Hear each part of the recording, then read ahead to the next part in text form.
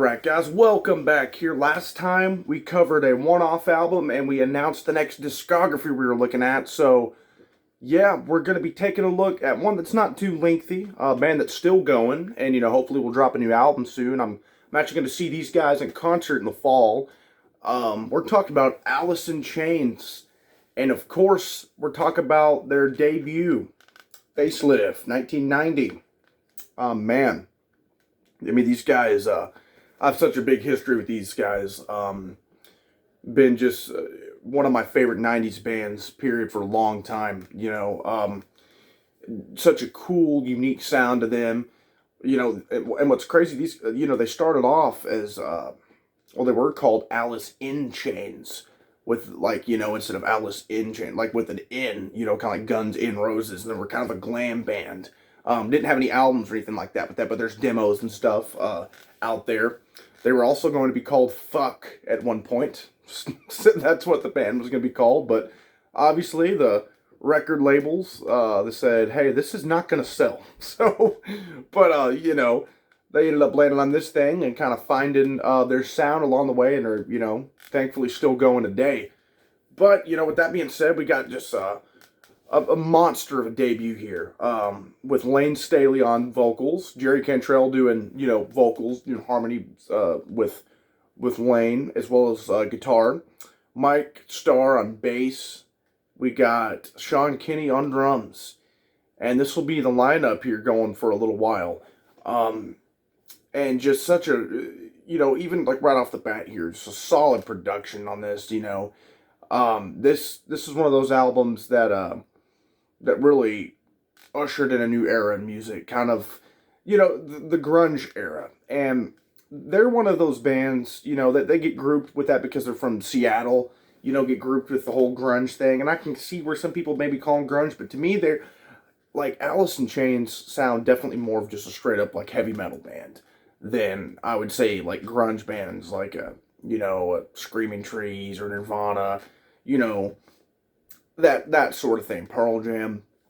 I think these guys are just a straight up heavy metal band, and that they've said it themselves. They're like, we've always just said we're a heavy metal, band.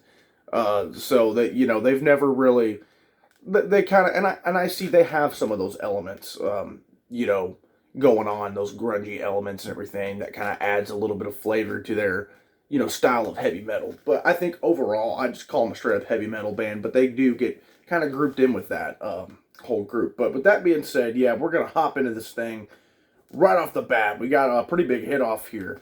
We Die Young. Solid opener, really cool riff, just jumps into it, with these just kind of dark and sinister lyrics. Lane Staley's got such a awesome and unique, just, man, what a vocal style and a vocal range, kind of does like little, snarls and stuff from time to time. And, We Die Young is just a solid track. And I know that track does get like a lot of love. It's one of the best off this album for a lot of people. But for me, actually, it's kind of ranks a little bit lower for me as far as like my favorite tracks or everything go. But I do think it's a solid opener and a really cool, and like a very solid choice for the opener. And it fits as an opening track, just to the point and everything. But I just think overall that track has kind of dropped down, on my radar over the years as far as like this album goes. Track number 2, one of their biggest hits ever, Man in the Box. And, I just never get tired of hearing that damn track. Just such a powerful track with cool wah-wah pedal going on. And, Jerry and Lane are just freaking nailing this thing. I love the chorus, wow, what a range, vocal range from Lane to just belt out. And I love in the last part of the chorus in that where he just continues on the, feed my eyes, and you got Jerry in between each of those big, howling vocals of Lane doing backup stuff. Just such an incredible song. One of the most iconic riffs of, the 90s, really of all time. This is the one that put them on the map. Absolutely. I mean, it's just one of their undisputed classics. It still gets one of their biggest played ones in concert and everything. Then we go on to Sea of Sorrow. Really, really dig this one too. This track, along with some others we'll see on here, kind of has a little bit of a bluesy kind of vibe, which you'll get kind of on here.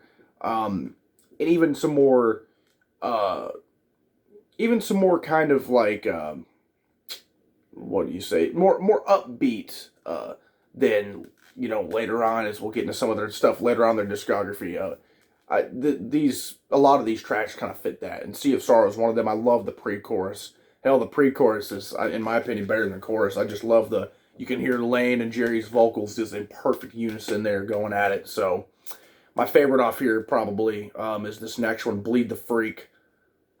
This one's a dark one, a pretty dark one, just to start off with this really cool kind of chord, progression Jerry's strumming through, and fantastic. Again, this is one of those things. I mean, Lane he keeps just shocking the world right off the bat on this debut album, with Bleed the Freak, hitting some wild notes. I love the lyrics of this one and how it kind of starts off in that dark kind of moody element, picks up a little bit, and then just, goes back into there. One of my favorite Alice in Chains songs ever. Bleed the Freak has been one of my favorites off here for a long, long time, and still remains that way. Then we get I Can't Remember. Really heavy riff going on, more of that wah-wah pedal, and kind of a quieter chorus, which is kind of cool. You kind of get a lot of busyness and stuff going on, and then you just get kind of Lane kind of quietly mumbling, I can't remember, but then he picks it up as you go to like the breakdown of the bridge and stuff, with some really, really dynamic range vocals again. So just solid stuff. I love the riff on that one too. That's one of my favorite riffs off the album.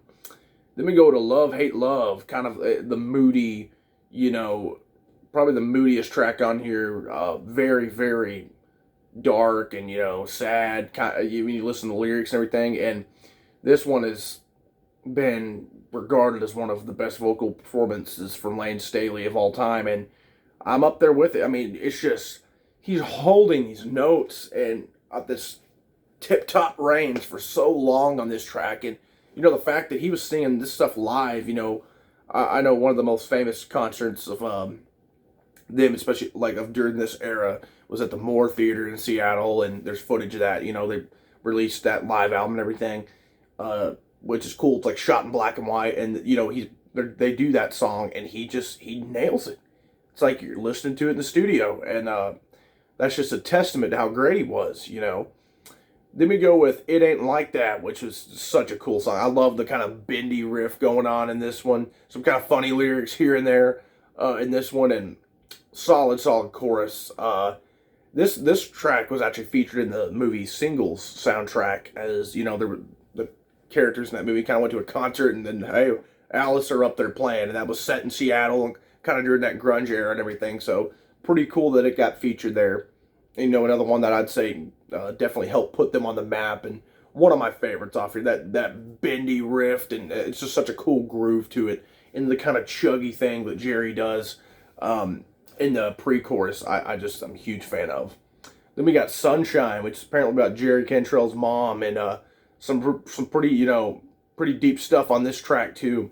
And I love how it's kind of and this riff too almost has like a kind of a southern vibe to it a little bit, like just like a little bit of a twang to the riff, which is cool. This one, I love how it's kind of more of a upbeat, kind of heavier deal, and then it keeps the heaviness, but then like slows down, like the drums just bam, bam, bam, bam, and then you get this just grand chorus that's just kind of slower, more drony sounding. That I think that makes it one of the best tracks off this album. And I've always been a huge fan of Sunshine, and then we get this one. Definitely is my least favorite off here. I can definitely say this. Put You Down, kind of more another one of them kind of bluesy ones that kind of are leaning more into their like previous glam kind of thing they were going for. In demos and stuff when they were called Alice in Chains. So they're definitely kind of leaning to that on this one. This track, I'm not really a big fan of. It's kind of like, okay, definitely one of the most least listened to Alice in Chains songs ever for me, is Put You Down. I remember it. I know what it goes like and everything, It's not like it's forgettable, but it's just, I'm not really a big fan of it. And I don't even hate 80s metal, glam metal, You guys see me review all kinds of stuff on there that some of it has that kind of vibe or is that. But this track is just you know. They were still, and again, they were still kind of on this album, kind of finding what they were going to be the best at and finding their sound and everything. So, of course, you're going to have some stuff kind of like that on here. Then we get Confusion, which is a really cool one, another really moody, dark track. And you get the really, really cool chorus on here with, you know, almost like a chant, like, you know, love, sex, pain, confusion, suffering, you know, like kind of almost sounds like a chant going at you. It just really, really cool. Really, really cool song. This one's a deep cut here, this next one. I Know Something About You. This one has kind of a bluesy thing too, with kind of just, you know, kind of a funky riff going on and some funky bass work going on from Mike Starr. And I really dig this one. That one's actually one of my favorites off here. Definitely like a hidden gem in their discography. I love like during the chorus, you know, the where Lane's, you know, singing like doing his part, and in the background you got Jerry singing, you know, on your face, in my place, you know, doing his thing, and then Lane singing over that, and it just kind of makes a busy chorus, and then they end up with like whenever they both say "I know something" at the same time. It just is such a cool song, and one that again you don't hear a lot of them doing going forward. A lot of in that you don't really hear from them a lot in that style. You know, again, still finding their sound, but that's one that definitely stands out to me and is a solid freaking track. Then we ended with kind of a bluesy, kind of groovy one with Real Thing. I mean, man, this is just like a straight up blues song all over, just heavied up by Alice, and love, love, love it. Great way to close the album. One of the best ones off here. I love you definitely get a lot of these kind of snarls and kind of quirks and stuff. You get to hear a lot of these quirks and stuff and kind of goofiness of the band on this particular track. I mean, hell, even ends saying like "sexual chocolate, baby." You know, at the very end of the album, it's like, what the hell? You know, throw that in there. So you could tell they're having a good time with that in this album. And just what a debut album. It made such an impact on the music scene in 1990. You know, MTV was still big. You're seeing the music videos for Man in the Box. And just really, really cool cool stuff all over here. The band's still, and this is another one of those bands, which I think, you know, you really see that in just about any band. You hear the evolution of them as we go along here. And this is one that you can hear very clearly as we go on through here. Like from jumping to this album to the next one, to the little EP we cover, and then the third album, it's like, wow, you know, some night and day stuff. You kind of get little hints of it on here. Some of that darkness and more brooding stuff that they're going to eventually go on to. But next time they, you know, they kind of did a little EP here. Took things in a different direction with a fully acoustic EP. I mean, there's some electric guitars on there, but it's an acoustic EP for the most part. With Sap that dropped in, I think, 92. If I'm not mistaken. I think it was 1992. And just kind of a short little EP that we'll be taking a look at. So yeah, guys, I'm hyped to be digging into this stuff again. Again, just a huge fan of Alice in Chains. If you guys are down there, let's talk about them. Get some discussion going about this album right here, and you know the impact it had, you know, on you if you were around during that time. Did you know when you first saw that Man in the Box video, you know, appear on MTV, or when you first bought the CD, and talk about some of your favorites and least favorites off here, and kind of, you know, be fun talking. This is a cool and interesting album for them to, you know, hearing like a lot of the different styles that they were kind of influenced by all on here, and trying to figure out where they wanted to go with it. So that's always a really interesting thing to look at in a band with their debut albums, when they haven't really found their exact sound they're looking for. But nonetheless, great freaking album. Stay tuned for next time, guys, and we'll be looking at, again, the EP. This is one of those situations where these EPs are going to be thrown in these rankings. So stay tuned for those for the EP review coming up next when we look at Sap. Like, subscribe, and comment. Thanks, guys.